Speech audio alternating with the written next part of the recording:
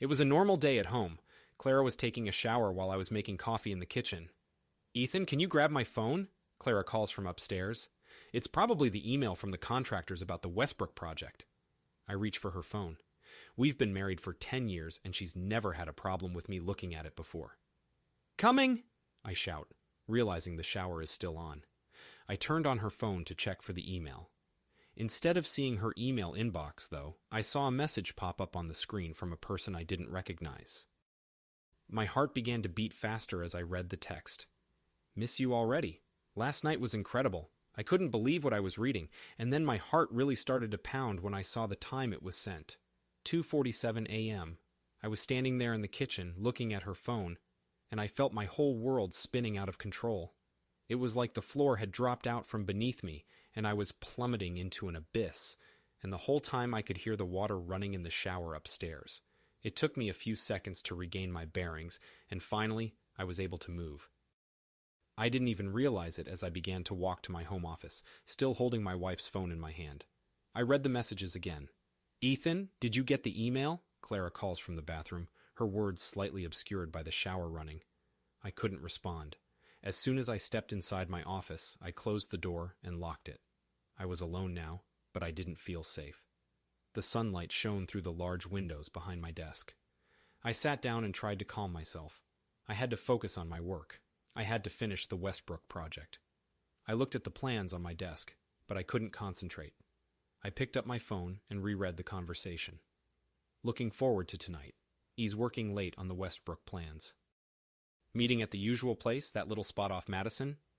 The dates go back weeks, months. How long? I try to think of every night out, every time my husband was away on business, every time Nick came over for dinner. There's a knock at the door and I jump. "Babe, you okay?" Clara's voice was nearer now. "I'm gonna have to leave soon. Just checking my email," I said, trying to keep my voice as calm as possible. "Are you sure?" A pause. "Nick is coming by later to pick up those golf clubs he left here. Can you put them by the door?" The golf clubs, of course. That's why he kept coming over when I was busy working. I clench my fists, my nails digging into my palms. "Yeah, all right," I say. I heard her heels clicking down the hallway, then the front door opening and closing, and finally the sound of her car starting in the driveway. A few seconds later, she was gone. And I was left alone with my thoughts. All of those memories were coming back to me now, and with them, the realization that this was not an isolated incident. There were other times, other clues that I had missed. People had been laughing at me behind my back, talking about me behind my back. I pulled out my laptop and began to search through emails, bank statements, credit card bills. My phone buzzed with an incoming text message. "Hey man, we're still on for 2 o'clock for those clubs, right? Brother." I look at the text for so long that the screen goes dark. It's brighter in the room now. I pick up a bottle of whiskey from the drawer and pour myself a glass. It was a gift from Clara. I take a couple of sips, and then I open a word processor on my laptop and begin to type a list of rules. I need a plan. I'm in the middle of it when my phone buzzes again. "Hey, saw Clara leaving super early again. Is everything all right? You guys didn't come to book club last week." I imagine her saying the words, repeating them to herself like a mantra. She has no idea how true those words will be. I continue to write the story. As I drink more of the scotch, the story expands and becomes far more detailed. I think I'm going to give it a beginning, middle, and end. The story is a lot more complicated than I initially thought, but I think I can fit all of it into this document. I receive another text from Nick. "Changed plans. Can I come by now instead?" I hesitate to respond. I want to make sure I have the story down before I talk to him. "Sure," I respond. "Come on over, brother." I got up and looked out the window, seeing the cars going up and down the street in front of our home. The neighbors were out and about, and I saw Jessica Palmer across the street, watering her roses and checking her phone at the same time. Clara's boss's house was visible just down the street, at the corner. I picked up the scotch and took a sip, contemplating how the light shone through it. It really was a beautiful thing. But then, so was my marriage, and my friendships, and my life. The sound of a car door slamming interrupted my thoughts. I went to the window and saw Nick's Range Rover parked in the driveway. He was just coming up the front steps of our house. A moment later, the doorbell rang. I went back to my computer and saved my work. I closed the lid and looked out the window, fixing my tie in the reflection. An architect always makes sure his foundation is solid before beginning construction. and this was going to have to be perfect. The doorbell rang again. I took another long sip of scotch, then put the glass down and went to let Nick inside. We talked for nearly 3 hours, about everything and nothing. I told him about Clara's business trip, and we discussed work and family. It was a long conversation, and afterwards I was left feeling a bit drained. But it had accomplished what I needed it to. As the light began to fail, I sat in the darkness of my study and thought about what I would do next. Once Nick is gone, I feel a strange sense of emptiness, as well as a hopeful anticipation. The golf clubs are still here. He forgot them, possibly on purpose. Maybe that was part of his plan? I can't be sure. I don't feel like responding to Jessica anymore, so I ignore her text. Instead, I sit down at my computer and create a new folder. The first step is to collect all the evidence I can find that proves my relationship with Nick has been nothing but a lie, but I need to do it in a manner which doesn't raise any suspicions. This is going to be a long process, and I need to stay organized. I start with my computer. Nick and I have shared a lot of photos and documents over the years. I download everything I can find. Search history, I say to myself, opening a new terminal window. You gotta check the bones before you can build. Clara's password is easy to guess. It's Nick's birthday. I connect remotely to her computer, something I had set up some years back so that we could share files with each other. I was always the techie in the family. Reading through her emails, I see nothing suspicious at first, but then I notice a lot of deleted calendar entries and fake meetings that she would have been at when she would have had time to meet with Nick. I pick up my phone and call someone. David, it's Ethan Mitchell. You know that security gear you were going to install for the Peterson job? Ethan, hey, you reconsidering the new security system? Yeah, a little bit. How fast can you get me a full set of recording equipment? I can have it to you today, but it's going to be I'm not worried about the price. I need privacy. Got it. I'll have someone deliver it to you in under an hour. Almost an hour later, the doorbell rang. The package arrived containing the cameras and other equipment I had ordered. My phone buzzed again. Staying late tonight. Don't wait up. I texted back a reply. No problem. Take care. The smiley face felt like a betrayal, but I had to play my part. Sometimes you have to speak the language of deceit to uncover it. The first camera went up above the door, disguised as a smoke detector. The second, third, and fourth went up in the living room, kitchen, and hallway. I was testing the feed when I saw Jessica Palmer appear at her window across the street. She was talking on her phone, staring at our house. I should make some coffee, I say out loud to no one in particular, just to see if I hear it on the recording. I do. The sound quality is good. Even a whisper would be picked up. The sun was setting by the time I was finished. I looked at Clara's purse sitting by the door and thought about how it would be good to hear her talking when she wasn't at home too. I put a small recording device in her purse, hidden in the inner pocket. It was smaller than a credit card and would be impossible to find unless you were looking for it. My phone buzzed in my pocket. It was a text from Nick. Hey brother, about today. I didn't respond.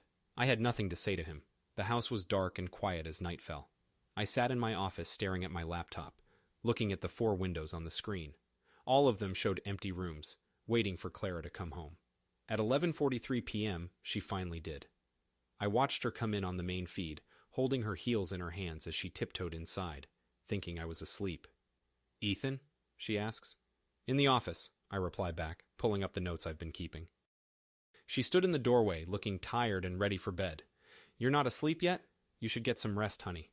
Just working late. How'd the meeting go? Good. Long. You know. I nodded. I do know how it goes. She leaned in and kissed me on the cheek, hesitating for a moment.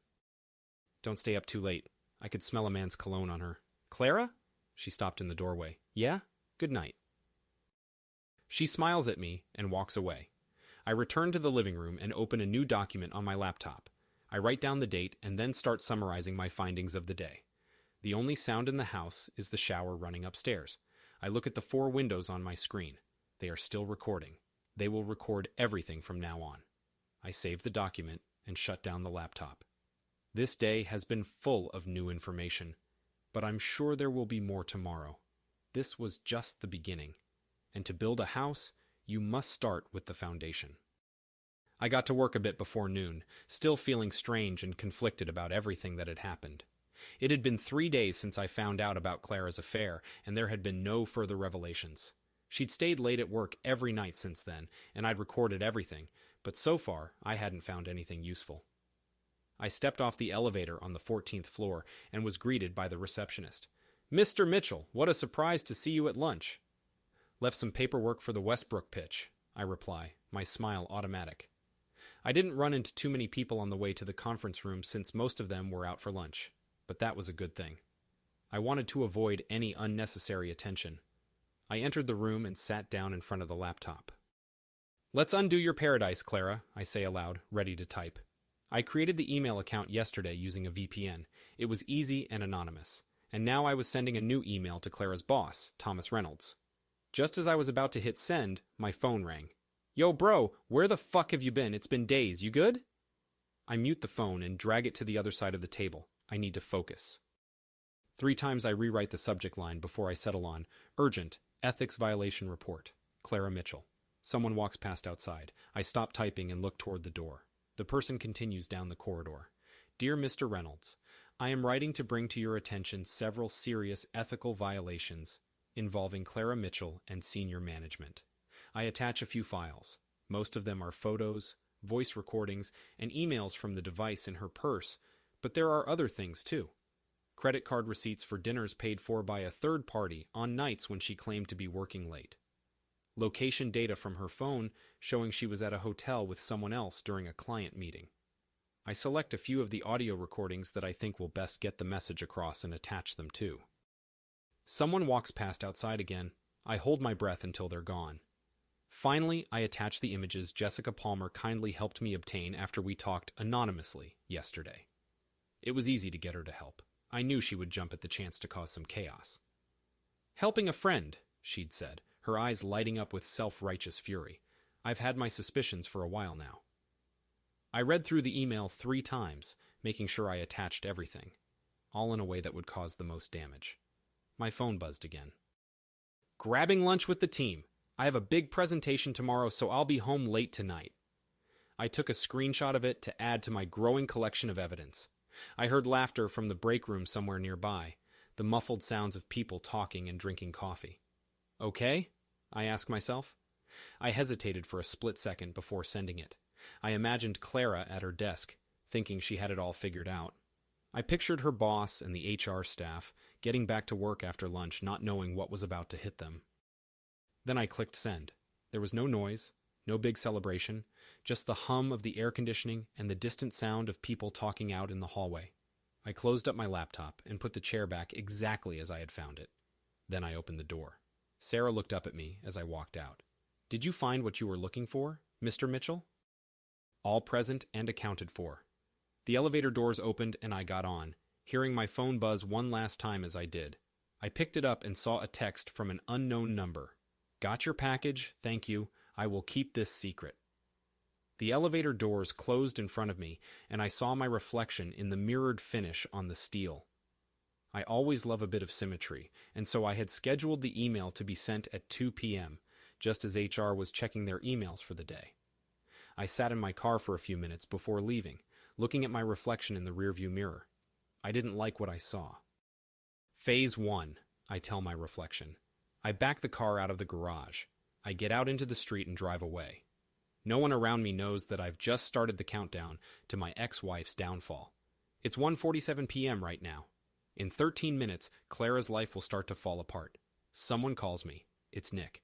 "Hey, bro, we gotta talk. It's not what you think." I chuckled. If only he knew. This is just the first step. You have to take out the foundation before you can bring down the entire building. The light turned green and I drove off. I already knew what I was going to do next. Ruining his career was just the tip of the iceberg. He deserved much worse than that. I spent the rest of the day driving around the city, ignoring the calls and the messages as the chaos unfolded. When the sun began to set and the sky turned orange, I headed home. Driving home from work, I felt the weight of what I'd done, each mile a countdown to the confrontation I was about to have. The calls hadn't stopped coming since 2:17 p.m., 17 minutes after my email had arrived in the HR inbox. I hadn't answered a single one of them. I pulled into the garage, relieved to see that Clara hadn't come home yet. She had told me she was going to be late because of a meeting at work. I knew that was a lie, but it didn't matter anymore. I took a deep breath and opened the front door, the sound of my footsteps echoing in the empty house. I checked the security cameras on my phone, making sure Clara wasn't hiding somewhere inside. I needed to be alone for this. The time was 6:43 p.m. My phone buzzed in my pocket. It was Jessica Palmer. "Hey, bud, you and Clara doing all right? Haven't seen her car around much lately." I was waiting for her to say that. "Hey, Jessica, I need your opinion on something." Her response is instantaneous. "Sure, what do you want to talk about?" I sit down in front of my computer and open up the first screenshot and recording. It was from the book club meeting last month when I had caught Clara and Jessica gossiping in the kitchen. You remember when you asked Clara about all those work trips she was taking to the Madison Hotel? The typing dots appear and disappear several times before she responds. "Oh, Ethan, I was so scared. I don't know how to say this." I take a sip of scotch and pause, thinking about my neighbors who would love to hear this story. Wouldn't you agree that it's about time everyone knew? My finger is on the send button. I look out the window and see her talking on the phone in the kitchen. "It would destroy her," Jessica replies. "Interesting. That's what she said about you and Tom from the golf club." 2 more minutes pass in silence. She stops moving in her window. "Did she mention Tom?" I send her Clara's voice. "Poor Jessica thinks nobody knows about her and Tom. Can you imagine what would happen if Richard found out?" Jessica answers, "That fucking bitch. Give me everything." 1-to-1, I think, and open the group chat. The last message is something about a meeting in the community garden tomorrow. I attach the first screenshot. "Not to cut you off, but I thought it would be fun for everyone to learn what we're growing here." Responses began coming in almost immediately. Confusion at first, then shocked reactions as I revealed more and more proof of what I had seen. "What the fuck? No way." "Clara? Our Clara?" Jessica chimed in at the perfect moment. "I can confirm everything, and there's more." The group chat exploded. I could see how the number of unread messages increased rapidly. 47, 83, 126. Clara's life was about to fall apart. Nick called me again. I watched it ring and eventually go to voicemail. "Mrs. Henderson from number 42. I always knew something wasn't right. Remember the Christmas party?" I could see lights being turned on throughout the neighborhood. "I know stuff about other people too," Jessica types back, venting her own stream of knowledge. I sit back and watch the chaos unfold. Whoever started sending out those texts to everyone in the group is ruining Clara's reputation in a matter of seconds. Richard Palmer sends me a private message. "Is this why Tom stepped down from the club last week? Maybe you should ask Jessica." I respond. Another message appeared in the group chat. Clara. "What the hell is this? Ethan?" I saw the 3 dots appear as she was typing, then disappear. "I can explain everything," she types. "Can you explain the Madison Hotel?" Jessica jumps in. "Or the missing charity funds?" Mrs. Henderson adds. "Or Nick," I type. My first direct contribution to the feeding frenzy. The typing dots blink on and off one more time, then Clara's profile pic turns to gray, indicating she's offline. My phone rings again, showing her private number. I ignore it, and instead look out the window at the street. The lights are turning on in all of the houses, and I can see silhouettes moving behind the curtains. Some of them are talking on the phone. A new message pops up in the group chat. It's from Barbara, one of the board members of the HOA. "Emergency community meeting tomorrow night. Attendance mandatory." I chuckle to myself. Clara was so proud of becoming the president of the HOA last year. Now she's losing her neighborhood kingdom, her job, her friends, and her family, all in one day. The text messages stop coming. Then, just as I'm about to turn off my phone, I get another one. It's from Nick. "You've made your point, but you don't know everything." I take another sip of my scotch, my eyes fixed on Jessica's silhouette. She's moving more rapidly now, gesturing with her hands as she talks to Richard. "I know enough," I respond to Nick. "Soon, I'll know it all." It's dark outside. Everyone is home, but no one is asleep.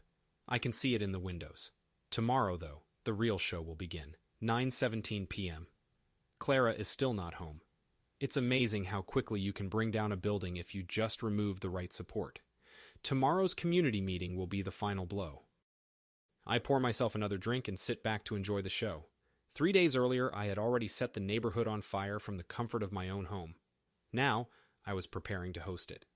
The community meeting had gone just as I had planned, maybe even a little better. The seed of chaos that I had planted had grown into a full-scale war, tearing the neighborhood apart.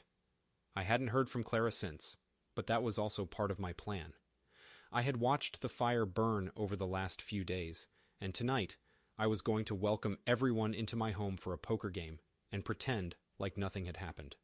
I got up from my observation post at the window to open the door for my guests. Later that night, I was getting ready to host poker night. The guys were just starting to show up, and I saw them parking their cars on my driveway, looking out my office window. Mark was the first to arrive. He was driving a Tesla, I noticed. David pulled up next, in a Range Rover. A similar model to the one Nick drove, I thought with rising anger. The son of a bitch. I straightened my tie and put on my most charming smile, then went to the door to greet them. "You're gonna need it," I say, forcing a smile. David gets here with Chris and Tom. We talk a little bit before we start playing, but the mood is different. They all saw the post. They all know. "Nick coming?" Chris asks, and he's not very good at pretending to be casual. "Oh, he's coming." I start laying out the poker table. The chips are perfectly stacked. The cards are perfectly arranged. Tom was about to say something else when the doorbell rang.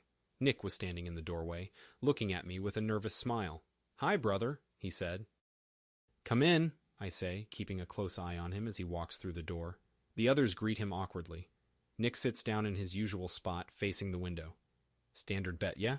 Mark says, trying to get us back into the swing of things. "Let's make it interesting," I say, getting some drinks ready. "I think we should raise the stakes tonight."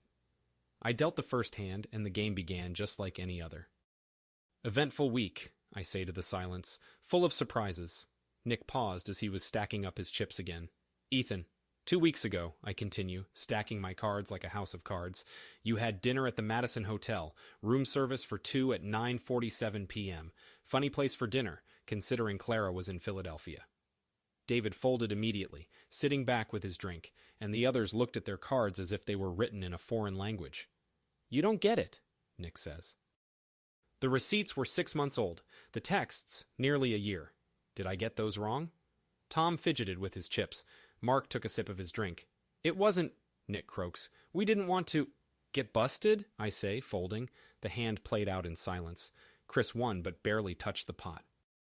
"So, how long have you guys known?" I ask them. My question hits them like a bomb. Mark looks down at his drink. David looks up at the ceiling. "Jesus, Ethan." Tom sighs. "We thought so, but we weren't sure. You're our family, man." "Family," I mutter back. Interesting choice of words. He stood up from the table and said, "I should go." "Take a seat." I say it gently, calmly. "The game's not over." "But there's nothing left to bet," Nick replies, but he sits down anyway. I dealt another hand, watching Nick's face as I said, "Why don't you tell them what happened on New Year's Eve, when Clara was visiting her sister?" Nick went pale. David's reflection in the window behind him was saying, "Jesus Christ," as he took a sip of scotch. "Or how about the clients who you never met with? The money you never donated to charity? The fake stories you two invented while I was busy inventing real buildings?" "It wasn't like that," Nick mumbles. "What wasn't it like?" Mark adds, finding his own voice. "Because it sounds to me like you betrayed all of us." The air conditioning was buzzing. "I fold," Chris says, "even though we haven't started playing yet."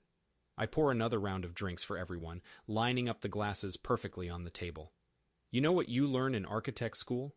That if you take out the wrong support beam, the whole house comes crashing down." Nick spilled his chips on the table, his hands trembling. "Ethan, I beg you—" "All right, your turn to shuffle," I tell him, passing him the cards.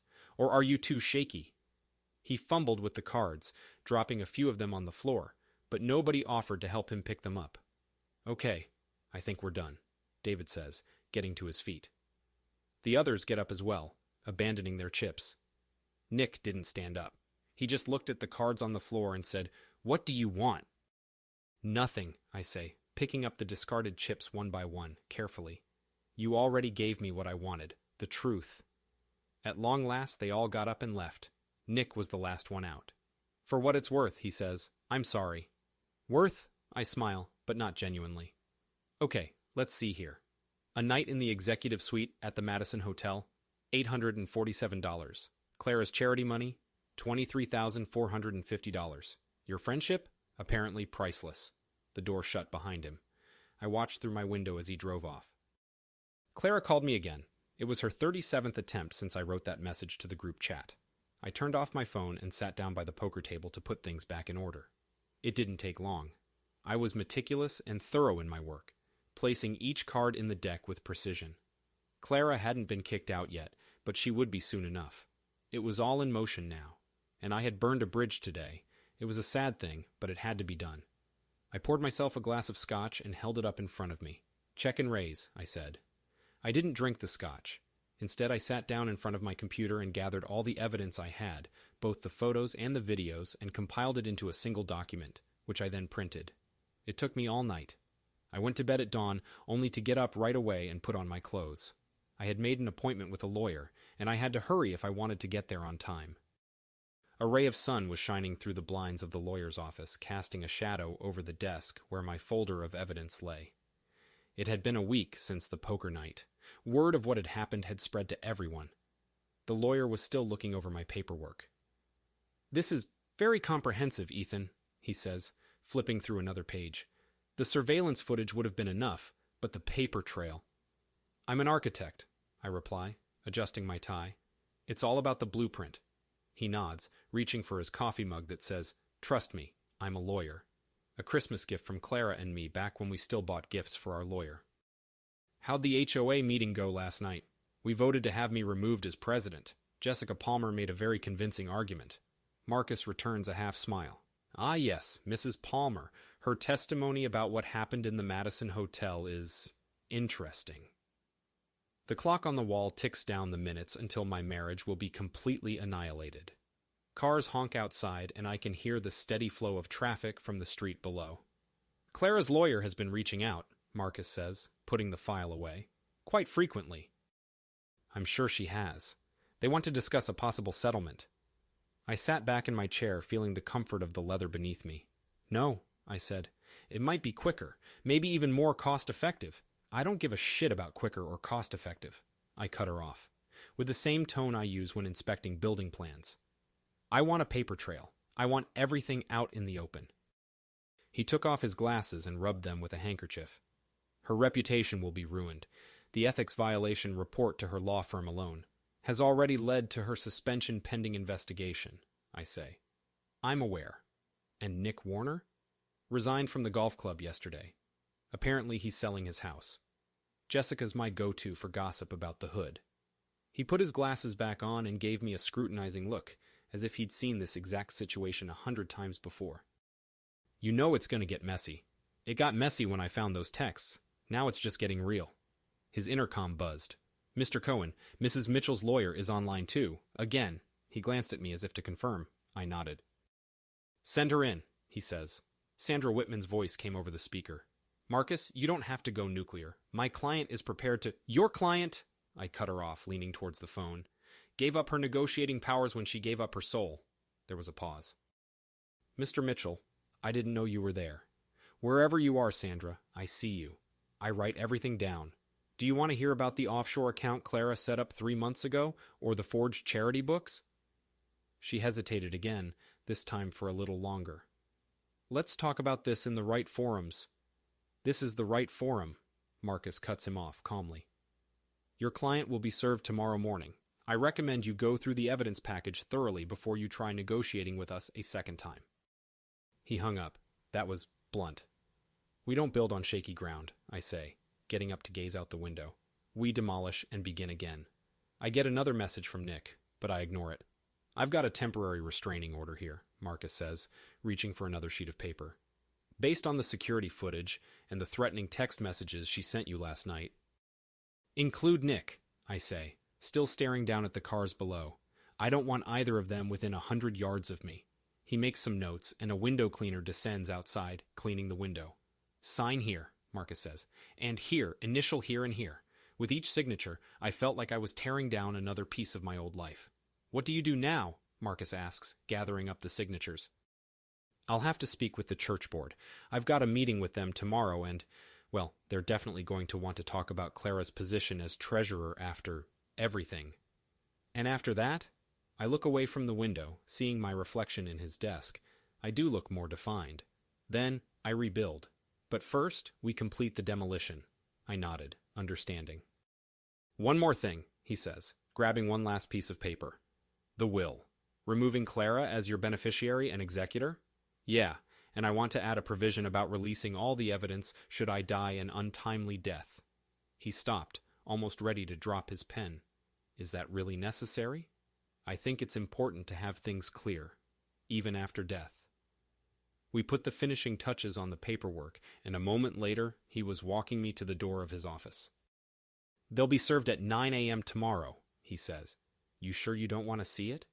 Yeah, I'll be at the church board meeting, watching the security camera footage on my phone. He patted my shoulder. Try to get some sleep, Ethan. You're going to need it for the demolition work. I walked over to the elevator and hit the button, checking my phone as I waited for it to arrive. Another text from Jessica Palmer. She probably wanted to tell me where Clara was or what she was doing. It was all coming together, I thought with excitement. Everything was falling into place, and soon I would be ready to start building something new. But first, I had to finish the demolition. And I had to prepare for the church board meeting tomorrow. The treasurer's report was going to be very detailed and difficult to explain. Over the next few weeks, I set things into motion. I took my time and made sure everything went off without a hitch. Just as I had planned, by the end of it, Clara's reputation was left in tatters. And now that October was coming to a close, it was time to take the next step. The windows are half empty. It's been 3 weeks since the church board meeting, and now Clara has finally begun moving out her belongings. I watch her carry another box of clothes up the stairs. Her art collection is gone. Her books are gone. Soon, all traces of her life in the house will be gone too. The clock ticks in the background. Most of it's packed, Clara shouts down, her voice strained but calm. The movers come tomorrow for the furniture, what we agreed on. Okay. She stopped at the top of the stairs. Ethan, stop. There's a long pause. Looking through my office window, I see Jessica Palmer standing by her front window. I wonder if she's already calling me. Clara comes down the stairs. I notice that she's lost weight since the last time I saw her at the HOA meeting. She's wearing the same blazer, but now it looks a little too big for her. I didn't mean to get caught or to ruin everything we made. She winced at my architectural jargon. Both. Neither. I'm not sure. She's wringing her hands, a nervous tick I always thought was cute. Things are just so fucked up. Structural damage, I say, reorganizing a pile of papers on the desk. If you mess with the foundation, the entire building is at risk. I see Nick's Range Rover drive slowly past our house, trying to get a look at the damage he caused. Since the restraining order, that's all he can do. The charity board's threatening to sue, I say, observing her in the window's reflection. Marcus already told me. She sits down on the couch, the leather one she's leaving behind. I'll pay them back. With what? Your suspended wages? Nick's golf club fees? It's 4 o'clock now, and the rooms are getting emptier. I did love you, she says. That's not a lie. I look at her, thinking of the mending and repair work needed for the ceiling. Love without trust is just a fresh coat of paint, and you know all about that, don't you? A car door slams shut outside. Jessica is on her way to her daily reconnaissance.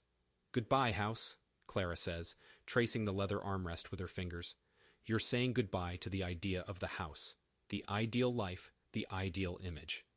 I adjust my tie, an affectation I maintained even after we tore it down. The HOA president, the seat on the charity board, the office with a view, all the sleek modern touches of your fantasy. She got up and went to the door. I should pack my things. Yes, you do. Her heels clack on the marble floor as she leaves us. She stops at the foot of the staircase. What are you going to say? The truth. I step toward the door of my office. Though Jessica's already likely taken care of most of that. She smiles just a little. She did have a way of getting things out there quickly. More effective than we realized. Her grin faded. She took a few steps up, then paused. For what it's worth, I am sorry. Worth, I say, thinking back to poker night with Nick. Let's not talk about worth. She didn't respond, just nodded and went upstairs. I could hear her packing up her things. My phone rang again. It was Marcus, calling to give me updates about the ongoing negotiations. I ignored his call and walked up to the window. The sun was out, and I could see our neighbors peeking out through the curtains of their windows, watching us with their phones in their hands.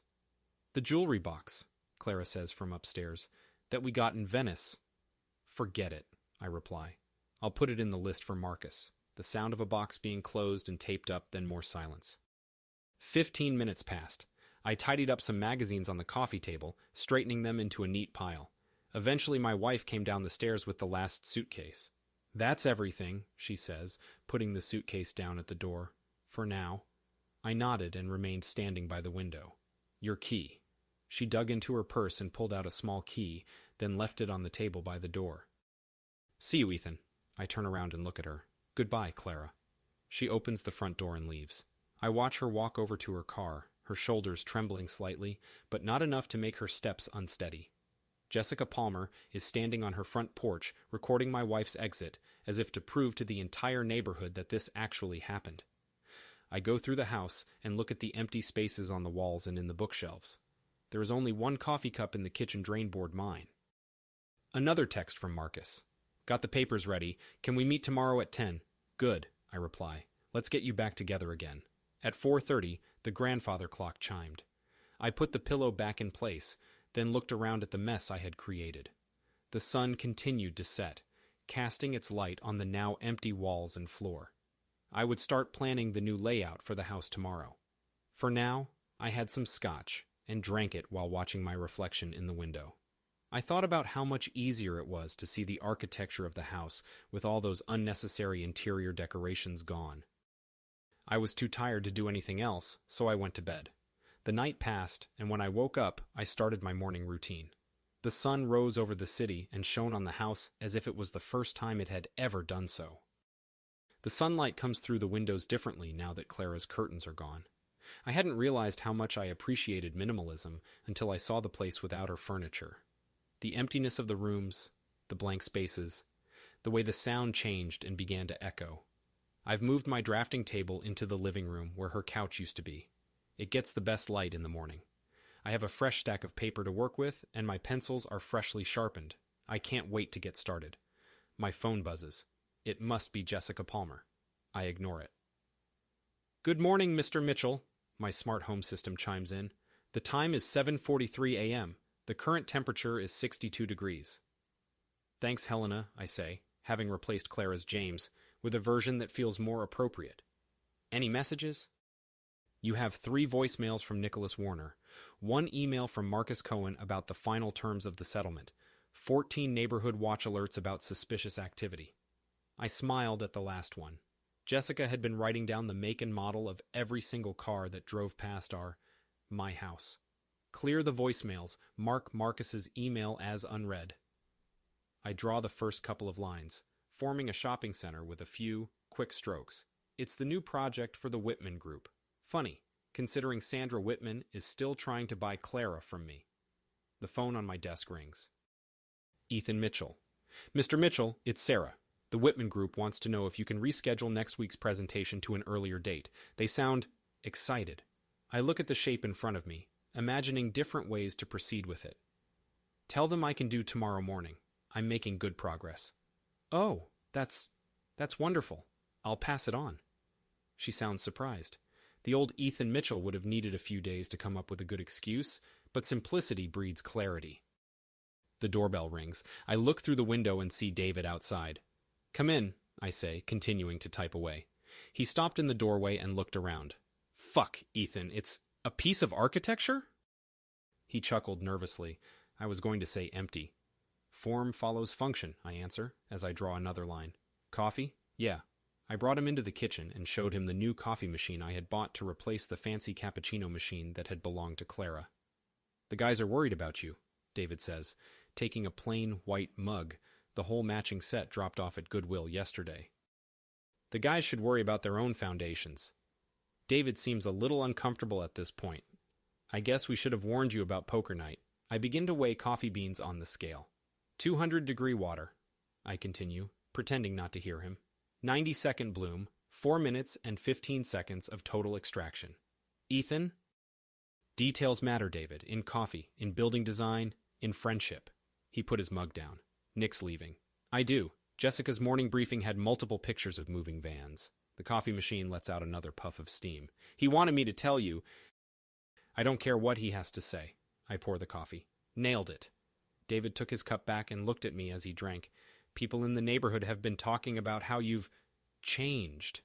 Everybody in the neighborhood's been talking about it. Jessica tells them, I saw Mrs. Henderson walk by outside, holding up her cell phone as if she were filming us through the window. The Whitman Project, I answer, making my way back to my drafting table. You want to see something cool? He seemed relieved to be talking about something else. These lines here, I say, pointing with my pencil, are where past and future meet. Old architecture, new plans. But notice how the original foundation needs to be torn out, David says, suddenly getting it. Yeah, sometimes you can't build new things on bad foundations. Another notification came in, this time from Marcus Cohen. I ignored it. Will you ever talk to them again? David asked quietly. Either of them? I draw a line, connecting one part of the design to another. It's all about the spaces, David. The spaces we build. The spaces we don't. The spaces between what is and what might become.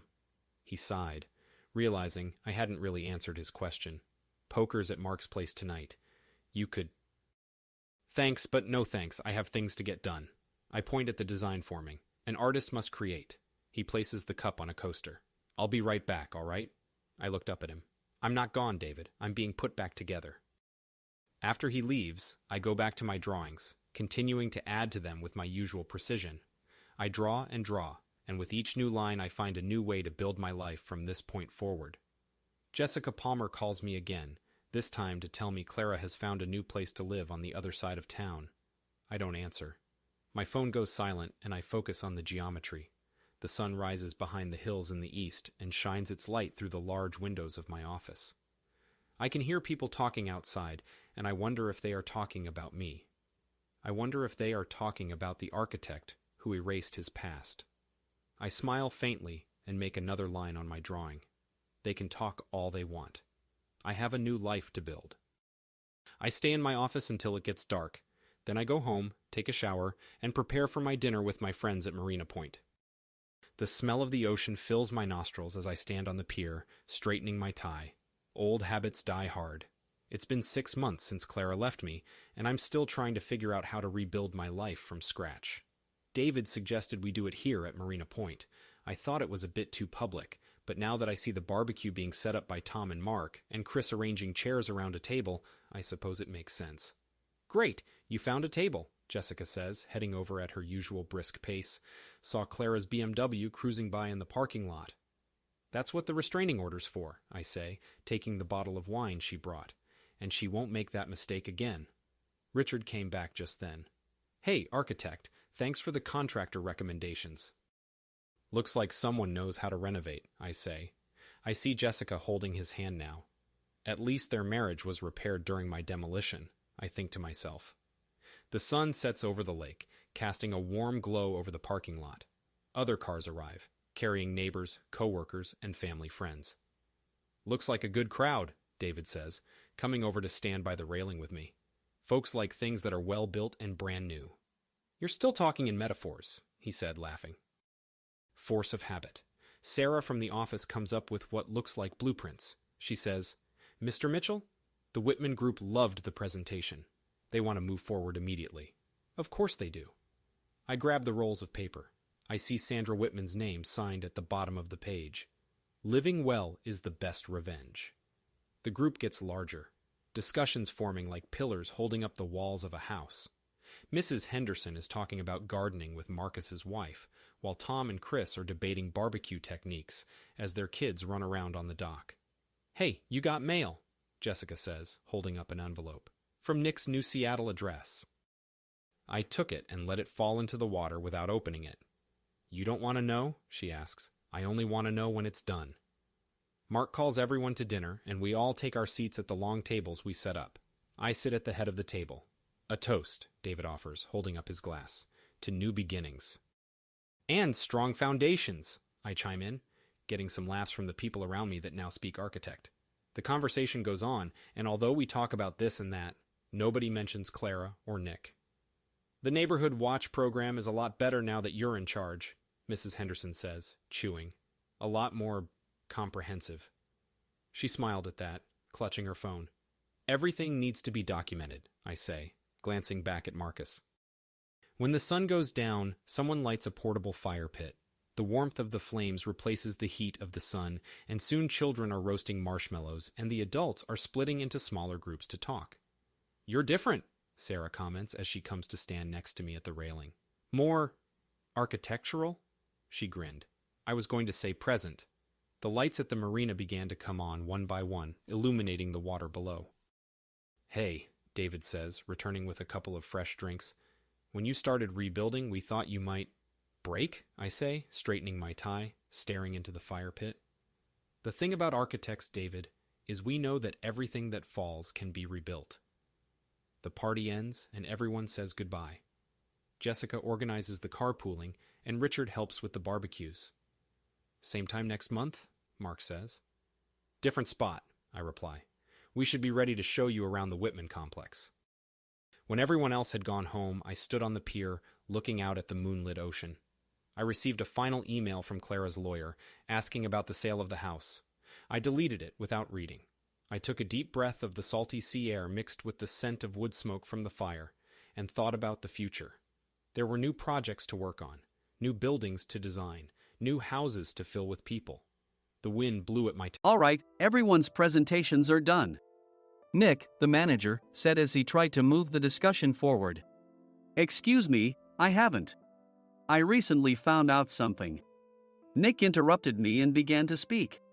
There's apparently someone in this department who didn't graduate high school and is just a part-timer. Meetings should be for employees only. Absolutely right. His lackey, Mike, of course, agreed with Nick. I'm leaving. After leaving the meeting room, I started to shut down my computer. I noticed that an email had arrived, not in my personal inbox, but in the company's shared email. Thinking, there's no point in speaking up, no one will listen, I went home quietly. The next day, I heard a commotion from Nick's desk. He was staring at his computer screen, his face pale. Nick? Is something wrong? Mike looked at the screen with him. And he turned even paler than Nick. Why is he so angry? Knowing the reason for Mike's distress, I thought to myself, serves them right. My name is Adam. My mother passed away when I was in the 9th grade, and I was raised by my father. Well, you could hardly call it being raised. After my mother passed, my father changed.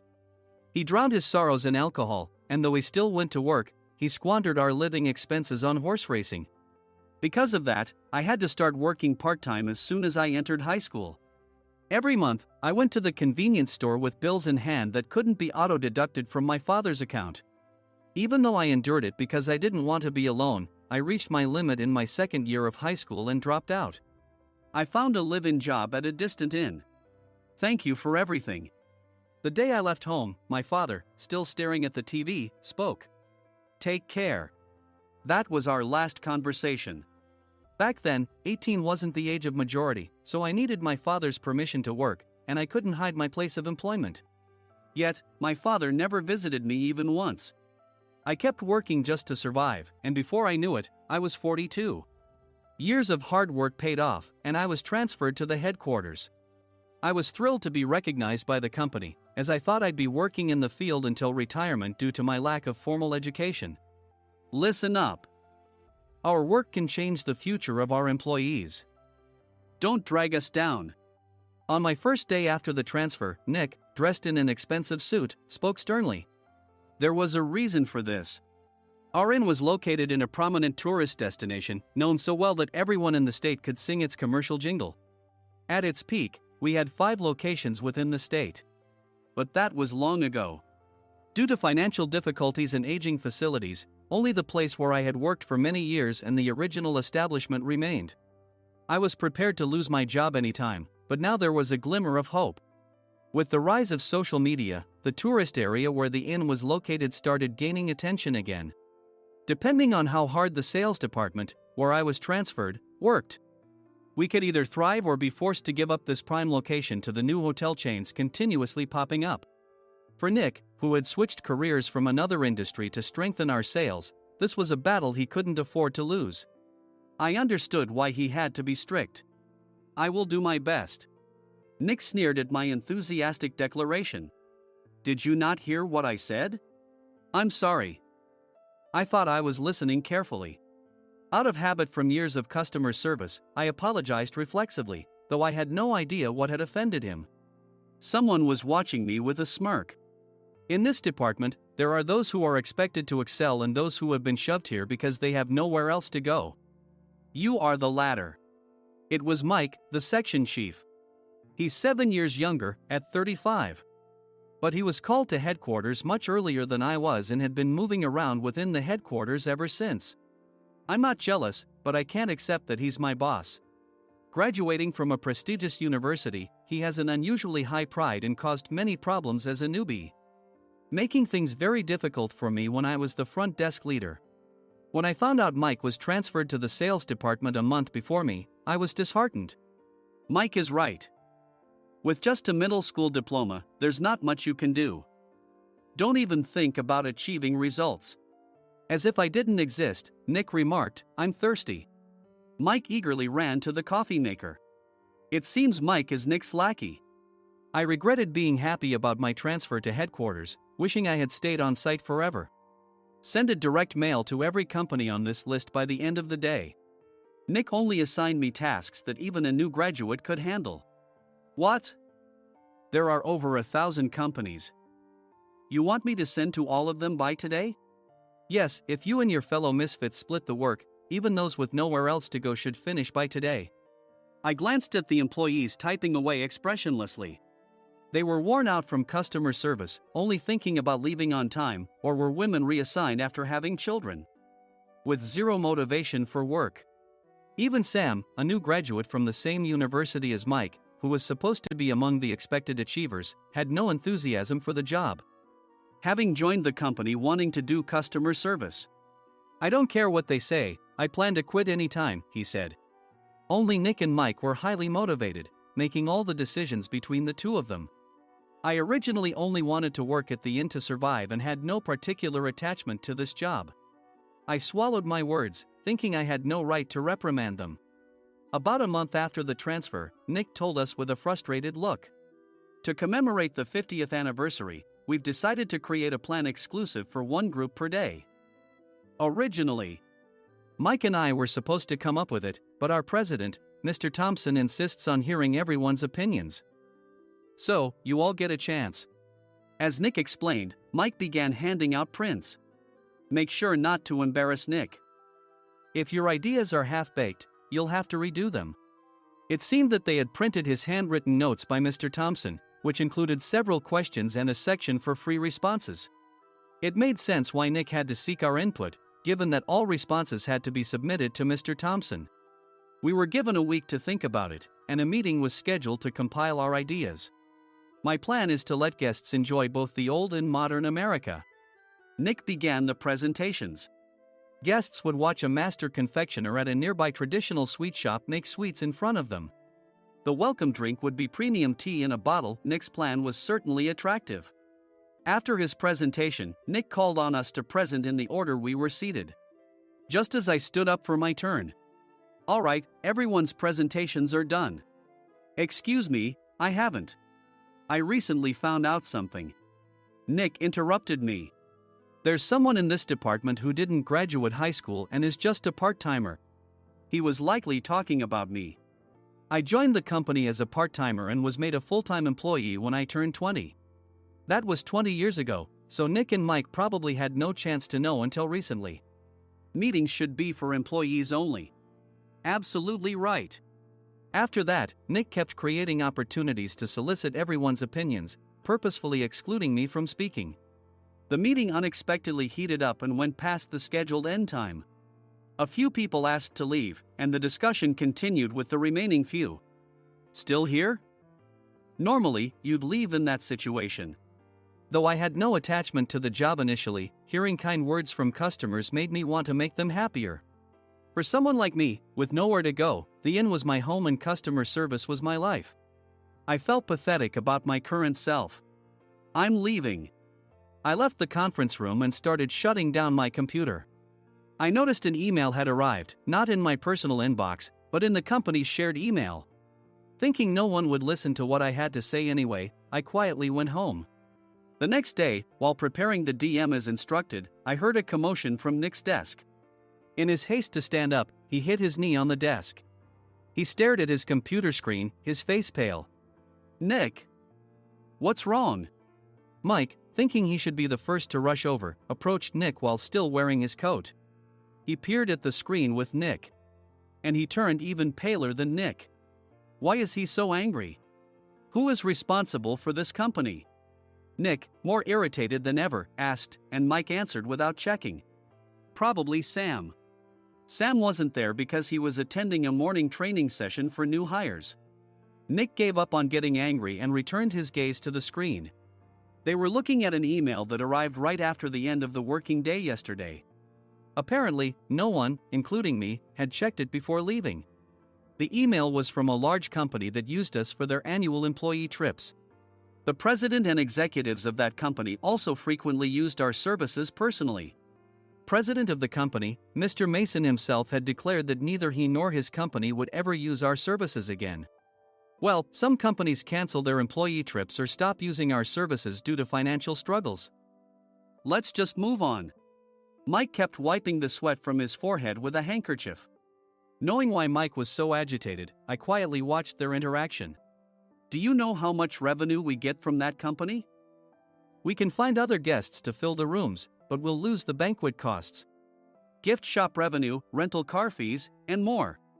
Moreover, the gifts were supposed to be prepared by the traditional confectionery shop involved in Nick's proposed plan. If it's known that we incurred such a huge loss at this critical time, Nick's position in the company would be jeopardized. Nick took a deep breath, seemingly trying to calm himself. All right, Mike. Go to New York right now and apologize to Mr. Mason. What? You're coming with me, right? I have urgent work to do. I trust you, which is why I'm entrusting this to you. Please. Mike, believing Nick's sincerity, agreed with a determined look on his face, saying, yes. That's Nick for you. Even if Mike went to apologize, Nick would shift all the blame onto him if the client didn't change their mind.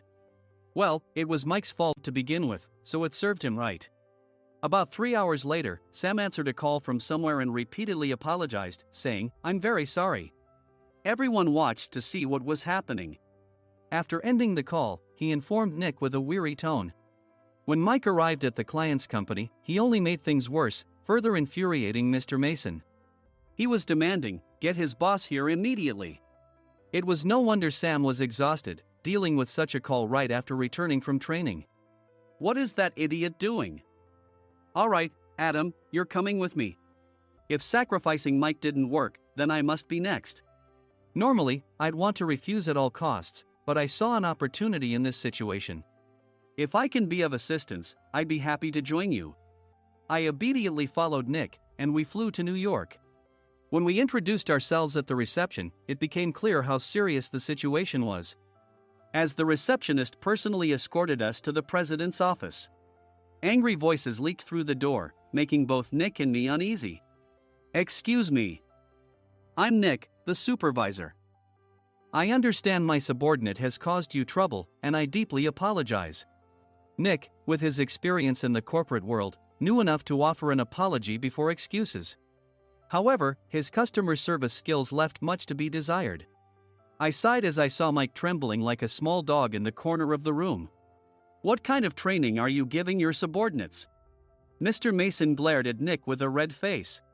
The intensity of his gaze made even Nick take a step back. Regrettably, I joined this company only 2 years ago and was unaware of Mike's issues. I should have identified his shortcomings sooner. Indeed. I should have realized sooner. No sensible person would come to apologize and then give a lengthy presentation on the drawbacks of not using their IN. Nick froze, his mouth slightly open. Suspecting the worst, I picked up the documents that had fallen to the floor. It seemed Mike hastily prepared these documents on the plane, listing the disadvantages. Disadvantage 1: if you change the venue for the company trip, employees might suspect it's for cost-cutting reasons, leading to a negative impression. Reading it aloud half-jokingly, Nick snatched the papers from my hand and checked the contents with a furious expression. Among the stack of documents was a receipt from a nearby convenience store's copy machine. I felt a pang of dread, hoping he hadn't shown the receipt as well. What do you think he said when I asked what kind of nerve he had to do this? I'm very sorry. Faced with the dire situation, Nick must have thought there was nothing left to do but apologize. In a voice smaller than I'd ever heard from him, he uttered words of apology. He said, "I'm a Harvard graduate. I don't believe I said anything wrong." Mike! What have you done? Forgetting his plan to pin the blame on Mike, Nick yelled loudly, even in front of Mr. Mason. "I didn't do anything wrong." "You're still saying that? Look at him." Mike pointed at me with a shaking hand. "I was assigned to headquarters in my 20s and now I'm a section chief. This guy only made it to headquarters at 42. Everything I've done proves I was right. So why are we losing the contract?" Having said his piece, Mike collapsed to the floor. "Of course. You were sent there because you had nowhere else to go." Mike never expected to hear such words from someone he looked down upon. He lunged at me, and Nick hurriedly stepped in to stop him. "Mr. Thompson told me Mike is a quick thinker, and to take good care of him." There's no way he was pushed aside. "Don't make things worse here." "He didn't say quick thinker, he said only quick-witted, didn't he?" I don't remember that part. I recalled the many troubles Mike caused when he was a newbie. When Mike was on the front line, his pride was so high that he never apologized to customers. Customer service, especially in our job, doesn't work alone. It brings both good and bad situations. If the front staff or housekeepers made mistakes, or the cleaning company didn't properly clean a room, one had to apologize to the customers regardless of personal fault. Mike, in such situations, would never apologize, insisting he wasn't at fault. This often angered customers, and as the front desk leader, I frequently had to apologize on his behalf. He caused complaints and disrupted operations, which is why he was quickly moved to headquarters. In departments where he didn't interact directly with customers, his quick thinking was beneficial and things went well. But it seemed his flaws were starting to show.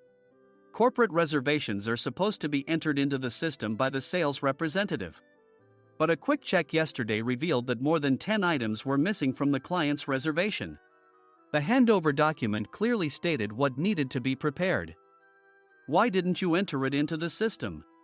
Why do we have to give them special treatment? Filling rooms near the banquet hall, setting up all the food in advance. Specifying the brand of wine, they're too demanding. No wonder he always angered customers, I thought, feeling a headache coming on. Grouping them in rooms near the banquet hall is for our benefit too. It makes it easier for the staff to set up beds and serve breakfast since everyone's schedule is synchronized. As for the other requests, Mr. Mason suggested them to lighten our load. I didn't know that. Nick finally seemed to realize that Mike was the one who had angered the client. What did you say to them? I just told them we wouldn't give them special treatment anymore. We shouldn't waste effort on things that don't bring in money. I was utterly exasperated at his lack of understanding of customer service. Of course, we shouldn't comply with unreasonable demands.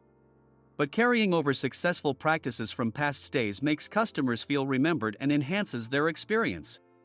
Good memories encourage repeat visits. That's part of our job. I looked down at Mike, who was sitting on the floor. In our job, nothing is a waste. Mr. Thompson likely moved you to the sales department, hoping you'd finally understand this. How do you think he feels now that you've failed to meet his expectations? Mike, tears in his eyes, fled the president's office. I was amazed he still hadn't apologized. You have it tough, Adam. It's okay, we're all employees of the same company. I deeply apologize for this disrespectful incident. Especially after all the care you've shown us. If it weren't for you, Adam, I really would have stopped staying here. When I heard you were moving to the sales department, I was willing to reconsider if you handled it. Seeing us talk so amicably, Nick's face contorted. Do you two know each other? Adam's service is excellent. I always requested him specifically. Normally, we don't accept specific staff requests, but we made an exception for Mr. Mason, adjusting my shifts accordingly. He had personally stayed at our hotel just before my transfer, and during casual conversation, I mentioned, I'm moving to the sales department soon. If I hadn't told him then, things could have been much worse. Please continue to take care of us. I look forward to it. On the return flight, Nick awkwardly offered me a can of beer. It's still working hours. Of course, I had no intention of forgiving him for a single beer. Nick might try to pin everything on Mike and avoid any consequences. While pondering this, a startling fact came to light. Nick, the tea bottles for the plan have arrived. I handed Nick a bottle labeled with our inn's name. They look good. What are you talking about? These are plastic bottles. I had assumed we would use the trendy, high-end bottling tea. But what arrived were ordinary plastic bottles of tea with customized labels. The only unique aspect was the label, which had the inn's name, making it look customized. Upon further investigation, I discovered that a substantial amount of money was set to be paid to the tea company. It was priced like bottling tea. Does this plastic bottle really cost $100 each? The tea inside is specially blended for us. The extra cost is for that. Wouldn't it be better to use another tea company?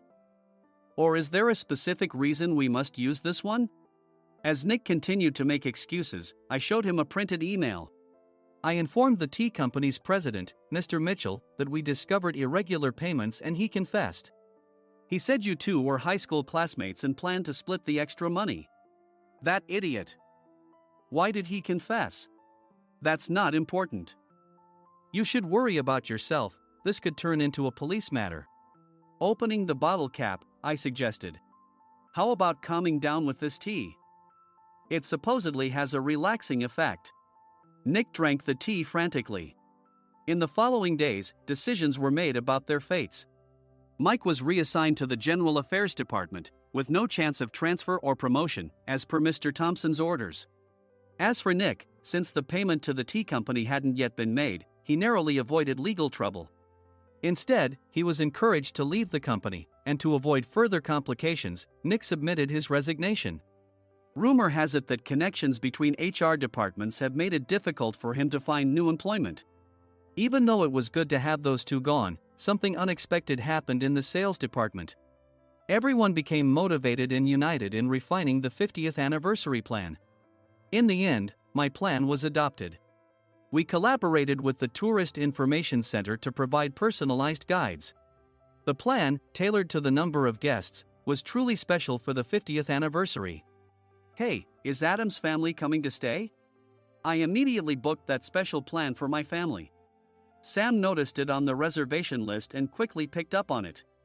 Yes, I'm inviting my father. That's great. I might invite my parents too. I lacked the courage to face my father just as Adam. But here, with the confidence Mr. Mason praised, I felt ready. The 50th anniversary plan was a perfect opportunity to reconnect with my father. I hoped to bring back the days when we could laugh together as we once did.